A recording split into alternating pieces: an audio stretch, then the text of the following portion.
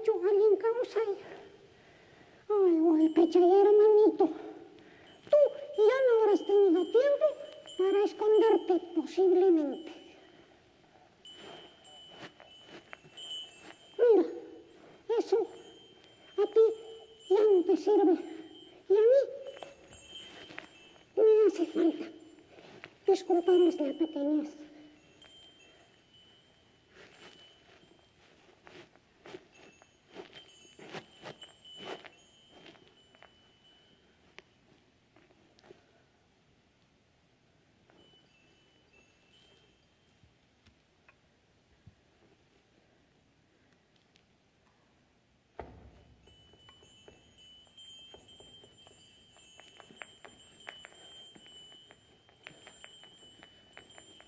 ¡Vive a Lima! ¡A recuperar mi cadáver! Así comenzaría mi discurso. Cuando llegase a esta ciudad. Pinchay, esa no es mi voz. Malpin Kasianki, Malpin Chinkapunki.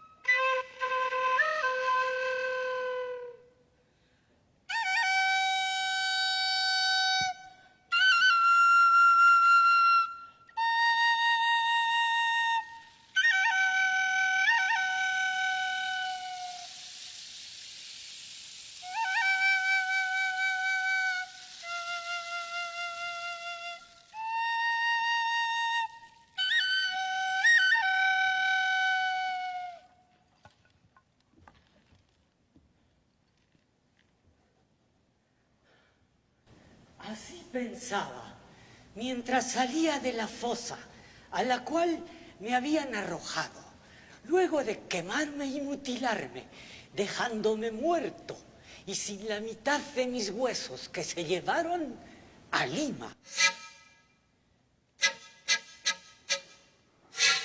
En Quinua, la semana pasada de ese mes de julio, mes sin agua, decidí apersonarme a la comisaría.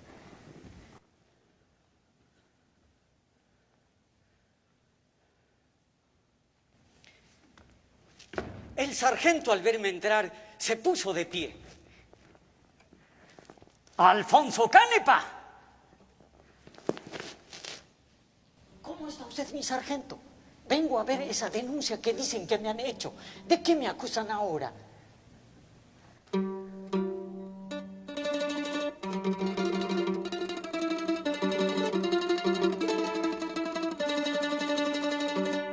¡No te hagas el cojudo! ¡Eres un terrorista peligroso!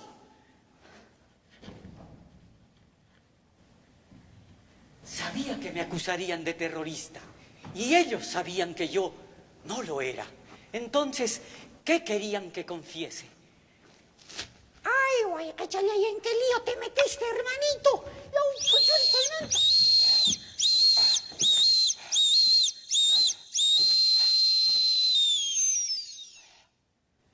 Primero me arrancaron la falange del dedo pequeño y yo ni cuenta me di.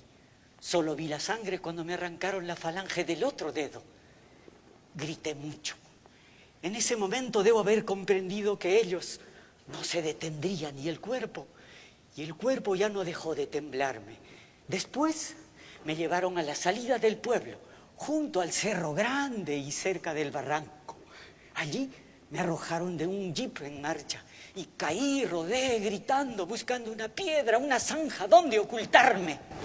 Oye, Pero me arrojaron una granada que explotó muy cerca y pude ver como si fuera de otro que mi brazo derecho se desprendía de mí, haciéndome adiós por los aires y caí sabiendo que moría. Oye, pues hubieras aprovechado para esconderte en cualquier parte, hermanito. Otra granada de fósforo reventó mis espaldas, vaciándome la cabeza y abriéndome el estómago como si fuera de trapo.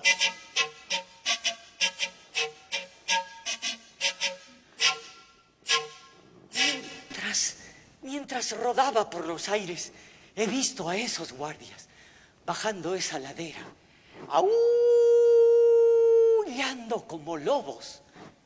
Alguien me levantó del pie izquierdo. Entonces me di cuenta que me faltaba la otra pierna.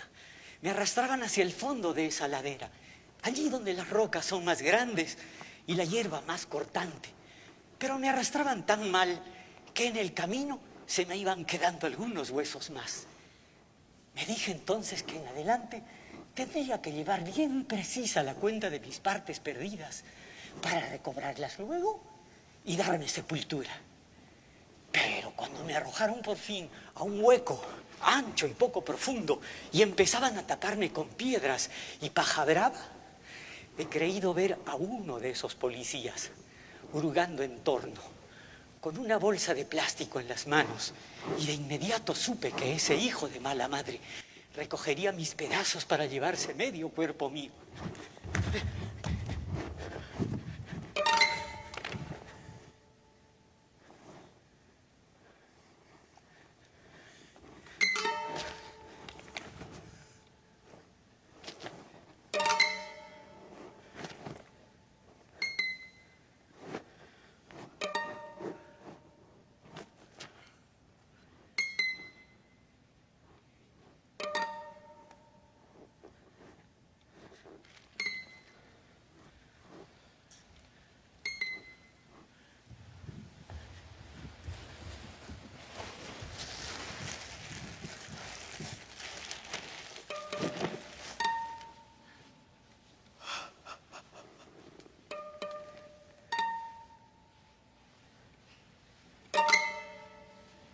Ese mismo policía, antes de arrojarme al hueco que sería mi tumba, me rellenó la barriga con piedras y paja brava, como si yo fuera un muñeco, hecho para ser deshecho.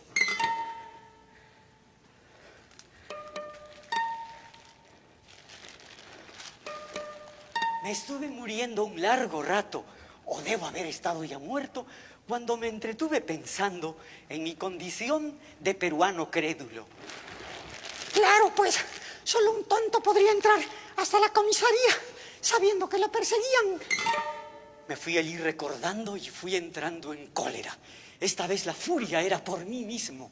Se sabía que estaban matando por todas partes y algunos detenidos aparecían al mes en fosas comunes y con el cuerpo torturado. Pero a mí me habían hecho pedazos. Con un brazo y una pierna de menos, no podría ir muy lejos. Pero precisamente por eso, porque solo llevo medio cuerpo conmigo, empecé a deslizarme, poco a poco, hasta encontrar un tronco quemado y pude llegar a un lugar en el cual pude estar más o menos tranquilo. Empecé a subir despacio esa ladera, poco a poco, y ya desde la cima pude ver abajo el pueblo, oscuro y rojo. Me entró una pena larga, tranquila, y grité. Y más bien me salía un ronquido feo, como de gato mojado. Repetí mis gritos nuevamente. ¡Devuélveme mi cuerpo! ¿A dónde se han llevado mis huesos?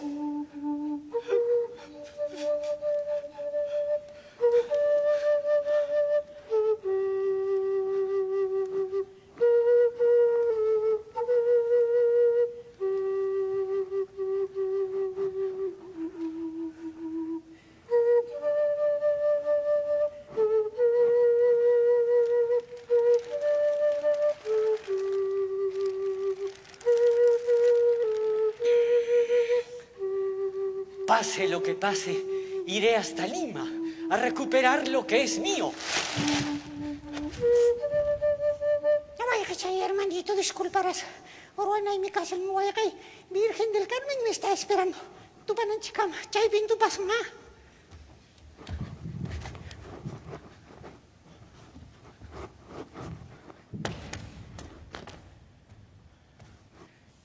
Ay, güey, que chay, mira.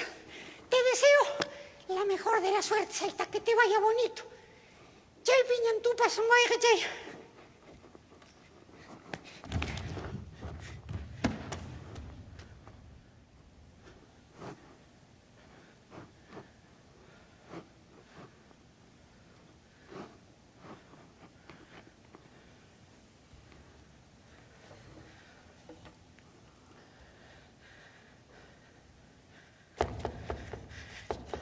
Suéltame, suéltame, suéltame yo, cacharío ahí.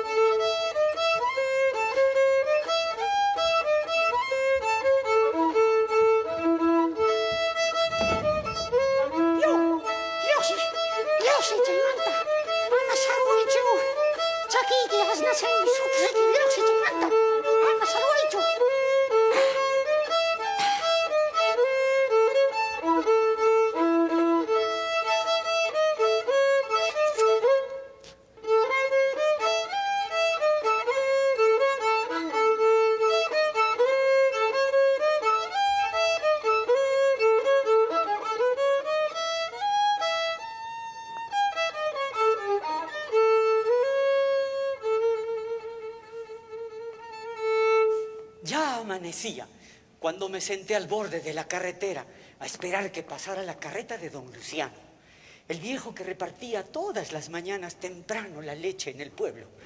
En cuanto lo vi, me trepé detrás de la carreta, como hacen los niños jugando. Solo que yo lo hice sin que me viera. Don Luciano iba envuelto en su chalina, más viejo que su mula rubia. Yo iba escondido entre la paja, cubierto con un pellejo de cabra. Como pude. La carreta empezó a entrar al pueblo por la primera calle empedrada y se detuvo como todos los días en la primera casa, la de los Robles. Y al instante se abrió la puerta y salió Rosa Robles, saludándonos. También yo respondí a su saludo con mi rugido, que si escuchó o no, debió pensar en algún capricho de la mula decrépita. Ay, don Luciano, ¿qué ha oído usted del Alfonsito? ¿Ah? ¿Cómo será, no? Dicen que lo han matado. De Lima están viniendo. Dicen que hay protestas por todas partes. Dijo alguien que no recuerdo. Ya no hay remedio. Todo se borra cuando mata el gobierno, dijo el viejo. La carreta siguió avanzando esta vez por una calle apisonada de tierra. Yo traté de levantarme para ver por última vez la calle de mi infancia, pero me contuve. Me lo han matado. Hay que encontrar su cadáver. Su alma no encontrará descanso. Hay que darle cristiana sepultura, dijo mi madre. Si se entera de algo, don Luciano, venga a advertirnos, por favor. La voz de él me sonó más lejana y distante. ¿O será que habiendo perdido la mitad de mi cuerpo, solo puedo escuchar la mitad de ellos? Papá, mamá, cuánto sufrimiento, cuánto. ¡Fuera, perro, fuera! Iba diciendo don Luciano y la carreta seguía trotando nerviosa. Un perro empezó a ladrar detrás de la carreta. El condenado me habría olido y a otros empezaban a hacerlo desde la puerta de sus casas. Pero el recorrido de la carreta terminaba al otro lado del pueblo, junto al paradero de los camioneros. Allí yo trataría de bajarme, de escabullirme entre cualquiera de esos camiones que van hacia la costa. Por la ruta de Ayacucho eran 4 días para llegar a Lima. Hasta ahora no me había sorprendido nadie y con suerte nadie lo haría. Llegando a Lima quizás tendría que descubrirme. La gente allá ya está acostumbrada a ver cadáveres en la televisión. En cuanto yo les contase mi historia, no faltarían voluntarios para enterrarme. ¡Espérame, presidente, que quiero verte! Grité de pronto, pero los perros empezaron a ladrar esta vez como locos. La leche de las botijas me había salpicado por todo el cuerpo y encima la paja de la carreta se me había pegado por todas partes. Debía parecer entonces Uno de esos muñecos de la altura que igual soportan el frío o la nevada.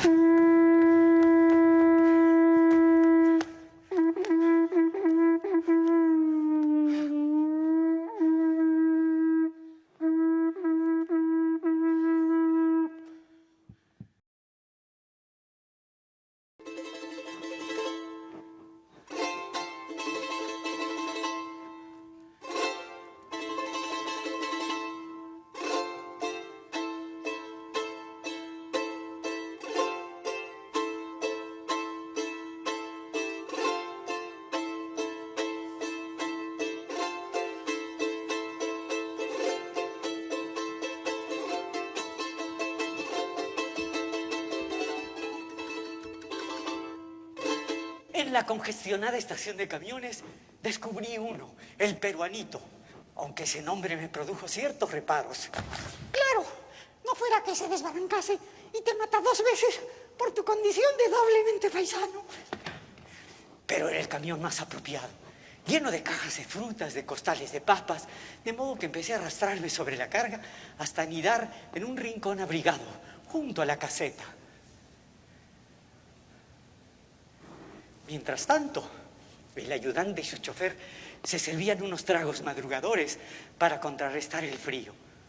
Por fin, y como quien no quiere la cosa, arrancaron el motor y encendieron una radio.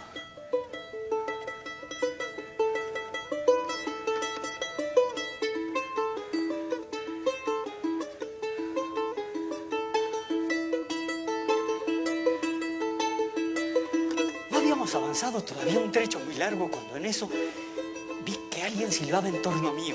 Me descubrí y vi cómo la cara del hombre que silbaba dejaba de hacerlo y empezaba a mirarme como si no pasara nada. De pronto, el camión salió de la carretera, entró por un camino arbolado y de un momento a otro se detuvo en un pequeño cementerio. Me entró un pavor irresistible. Paró el camión. Subió el chofer, removió unos costales y me destapó la cara. Y tampoco te reconocería seguramente. Aunque me queda la duda, porque inmediatamente extrajo una bolsa de plástico negro. Ah, claro, claro. Seguro que se le quedaría de algún entierro, ¿no? Mientras tanto, el ayudante ya regresaba después de haber dejado un ramo de flores en alguna tumba. Ya nos movíamos por esa carretera. Una carretera muy mala, por cierto, con cientos de baches y miles de curvas.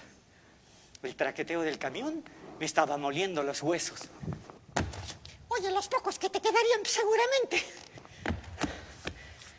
Debe haber sido después de salir de Abancay, más o menos, que empecé a reparar en la gente que cruzaba la carretera en determinados trechos. Otros iban sobre enormes piedras. La sospecha de que fueran como yo, desaparecidos, me sobrecogió. ¿No era yo el único acaso que iba hasta Lima a recuperar sus huesos? Cuando en eso...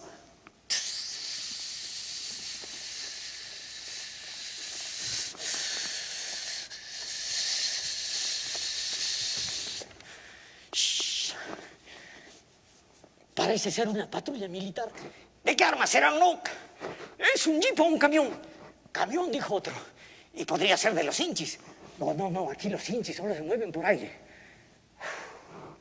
Pero resultó ser un camión del ejército. ¡Ey! ¿Qué pasó? ¿Qué los retiene? Preguntó un joven teniente, pálido.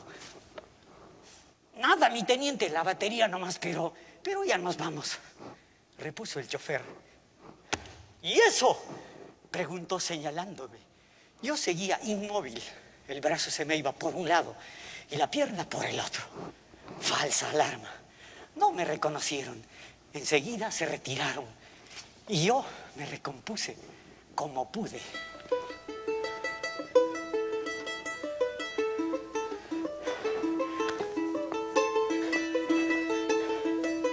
Y no habíamos avanzado todavía un trecho muy extenso cuando en eso una patrulla repleta de infantes de marina en un camión que era una verdadera fortaleza.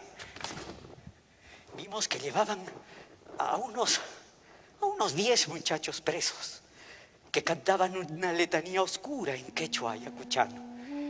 Les vi las caras llenas, los ojos simples, las mejillas quemadas por la helada, el pelo hirsuto. Eran tan de carne y hueso como cualquiera, solo que un poco más, porque sabían que los iban a matar. Y esa evidencia les daba la locura de los últimos días. Tanta muerte, tanta desesperación y nada. El camión se detuvo junto al nuestro. Los infantes de marina me miraron sin inmutarse. Los muchachos cerraron los puños en silencio. ¡Adiós! Y mucho cuidado con este camino. ¡Ah! Dijo el capitán. Y enseguida se retiraron. Nosotros también, en ese mismo momento, arrancamos. Pronto llegaríamos a Huanta, otro de los ejes de la contrainsurgencia militar. Hacía poco que allí fueron descubiertas enormes tumbas secretas, fosas comunes. Los cadáveres aún estaban en la plaza, irreconocibles. Mientras las madres gemían a coro buscando a sus muertos, yo escuchaba el crujir de sus huesos, el llanto intermitente. Tanta muerte, tanta desesperación y tan poco.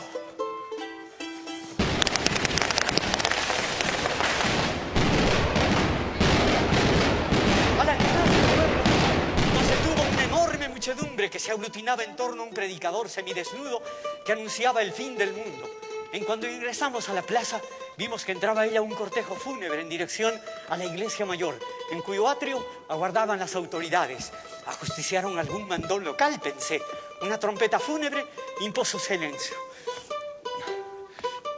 Todo lo vi con mi gran ojo despupilado. Nos movíamos a bocinazo limpio, frenando y acelerando. A la salida del pueblo, esta vez por la zona elegante, vimos a otro grupo de gente mejor trajeada, que escuchaba a su propio parlanchín, que les ofrecía la paz del fin del mundo.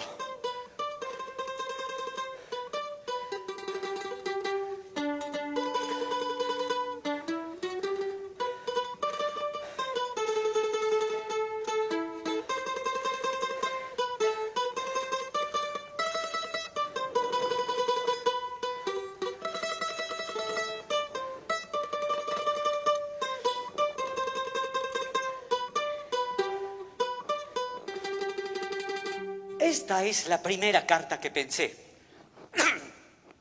Señor presidente, vea, por la presente, el suscrito, Alfonso Canepa, domiciliado en Quinua, de ocupación agricultor, comunica a usted, como máxima autoridad política de la República, lo siguiente. El 15 de julio fui apresado por la Guardia Civil de mi pueblo, incomunicado, torturado, mutilado, muerto. Me declararon desaparecido. Usted habrá visto la protesta nacional que se ha levantado en mi nombre, a la que añado ahora la mía propia, pidiéndole a usted me devuelva la parte de mis huesos que se llevaron a Lima. Como usted bien sabe, todos los códigos nacionales y todos los tratados internacionales, además de todas las cartas de derechos humanos, proclaman el derecho inalienable no solo a la vida humana, sino también a una muerte propia, con entierro propio y de cuerpo entero. El elemental deber de respetar la vida humana supone otro más elemental aún, que es un código del honor de guerra. Los muertos, señor, no se mutilan, y dividirlos como se hace hoy en el Perú es quebrar la ley natural y social. Sus antropólogos e intelectuales han determinado que la violencia se origina en la subversión. No, señor. La violencia se origina en el sistema y en el Estado que usted representa. Se lo digo una de sus víctimas, que no tiene ya nada que perder. Se lo digo por experiencia propia. Quiero mi cuerpo literal, entero, aunque sea enteramente muerto.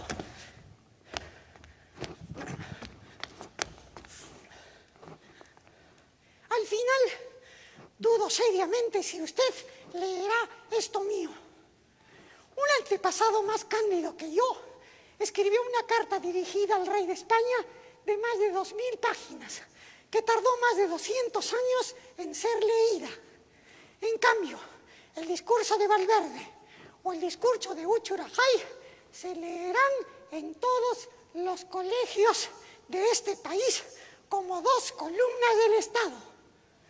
Por último, espero que usted tratará de hacer todo lo posible por no demorar más mi entierro.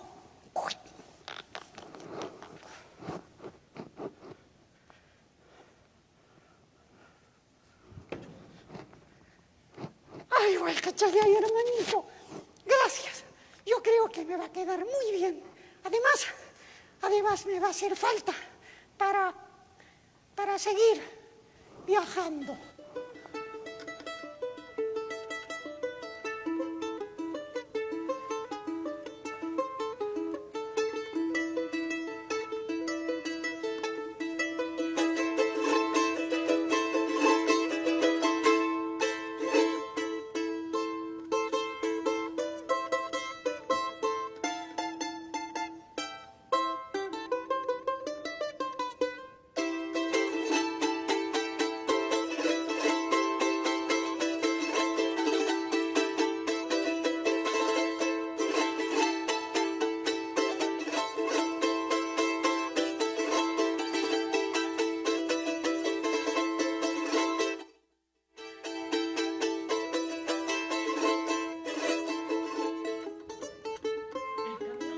Por una larga cadena de montañas, sobre abismos profundos, lentamente. De pronto, al pasar por un puente estrecho, una explosión levantó un viento de ripio y polvo. Un grupo de muchachos armados los rodeaba. ¡Nadie se mueva!, ordenó alguien, encañonándonos de inmediato. Enseguida procedieron a bajar parte de la carga que llevábamos hacia una camioneta destartalada que retrocedía en una nube de polvo.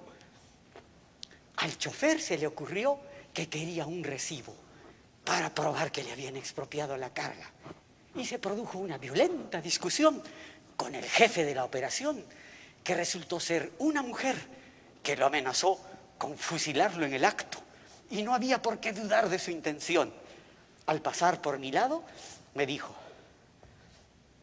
«Ya ves, eso te pasa por reformista. No estás ni muerto ni vivo. Oye, ¿quieres venirte con nosotros?».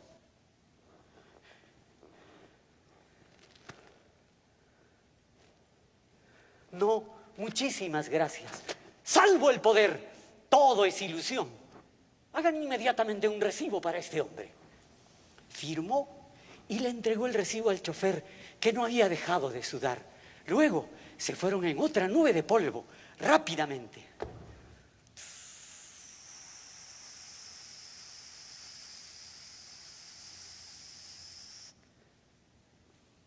Nosotros quedamos cansados y callados. El chofer repartió café de su termo y un pan de maíz fue circulando.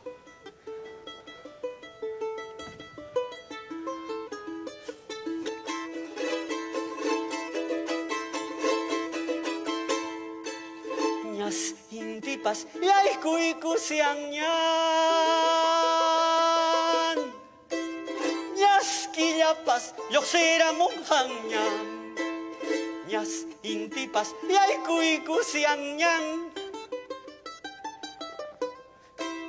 ñas quillapas yoxera monjañan, hakuripukusun hakupasapusun, amaña wakaichuruna payahtanki. Hakuripukusun hakupasapusun, amaña wakaichuruna payahtanki.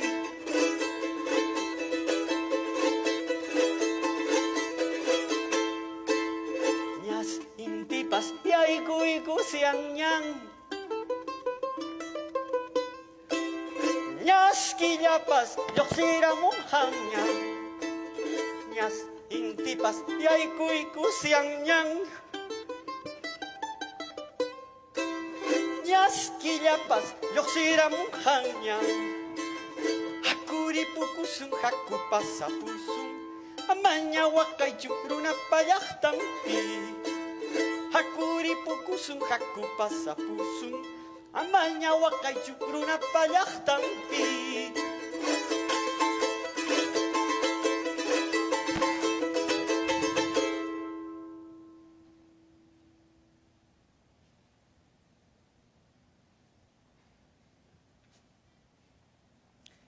Cuando llegamos a las puertas mismas de la gran ciudad, nos encontramos con los distintos negocios de la espera.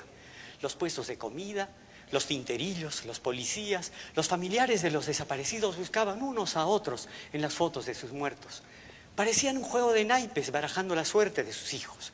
En cuanto la luz roja detenía el tránsito, aparecía una enorme muchedumbre compuesta por toda clase de niños y de mendigos que circulaban entre esos autos en un vocerío angustiado. En cuanto me interné por la primera calle, un intenso olor me resultó familiar. Lima olía imparcialmente a orines.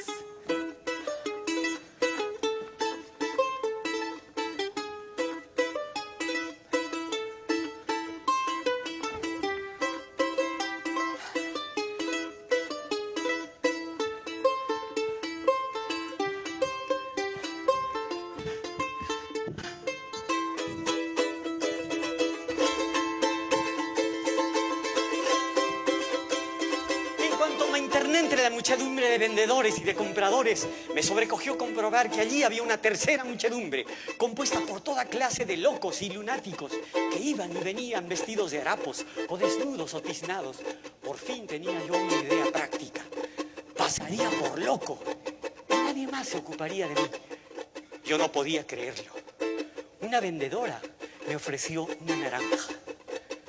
Otro me dio una palmadita de consuelo. Otros me miraban con una bondad que al principio me asustó.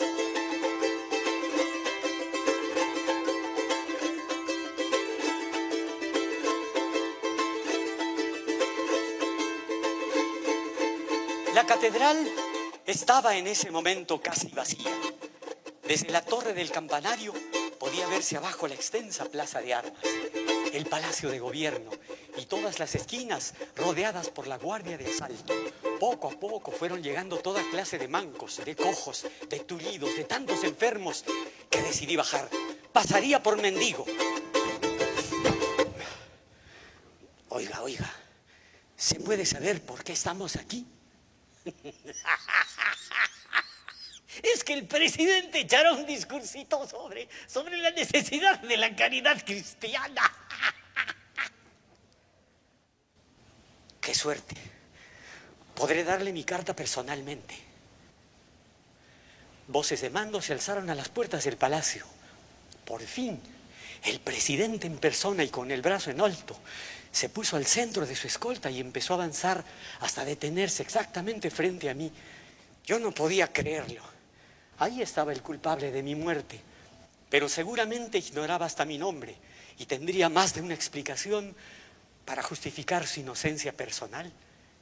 Era claro un político, pero si las leyes significan algo, él resultaba directamente responsable, aun si no había sanción formal para la multiplicación de la muerte en el país. Ahora que terminaba su mandato, por lo menos debía sentir la mirada de una de sus víctimas. Su voz me sonó amable pero remota. No sé a quién se dirigía.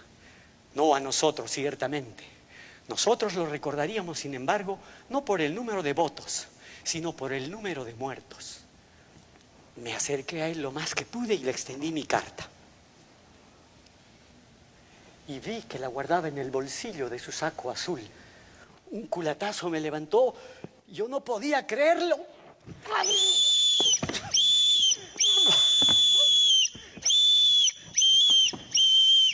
¡Basta! Dijo un niño. Es mi padre. Y los guardas taciturnos me soltaron en el acto.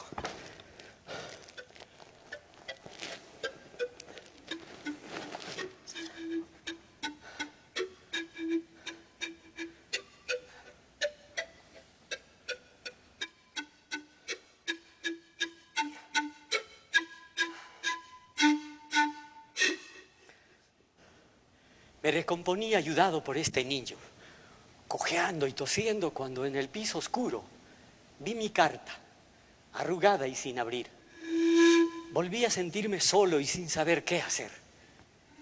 Miré los balcones cerrados del municipio, el palacio de gobierno, donde el conquistador Francisco Pizarro había sido asesinado. Miré ahora la extensa plaza de armas, casi vacía. Hoy ven, te esconderemos en las covachas del río Rímac, me dijo este niño. Íbamos a voltear la esquina de Palacio cuando, a la vista de la catedral, me detuve dudando. Yau, yau, haikusunia, yanapariwe, kuskay, kuskanchis, haikusunkay wasita, ham, ham, ham, yanapariwe.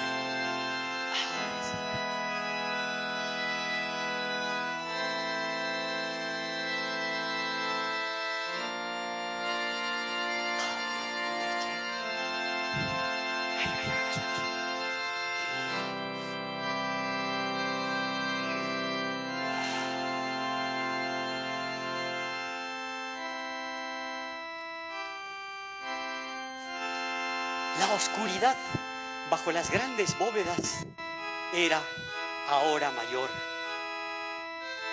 Al pasar por el sarcófago de Francisco Pizarro, me detuve un momento.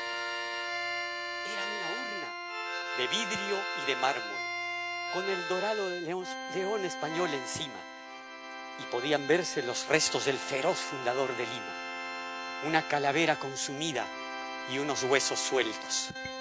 Oye, ven, ayúdame. Hay que mover esta pesada tapa. Yanapariway. Cuscanchis. Kaita Ruasun. Kaita Jorjosun. Kaita Kichasun.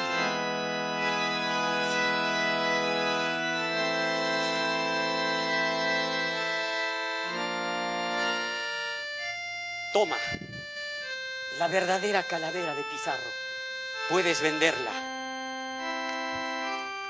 Y también esos huesos, salvo estos que me hacen falta.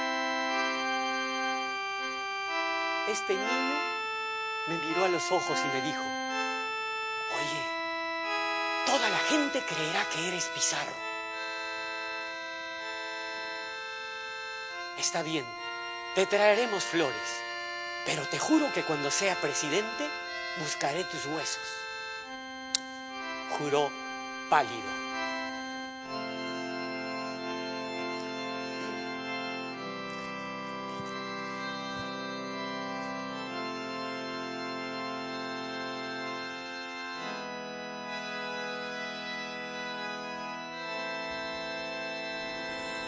Mi voz se oyó como si fuera de otro en la amplia urna. Me escuché a mí mismo en el eco y entendí que mi hora era cercana. Ya me levantaría en esta tierra como una columna de piedra y de fuego.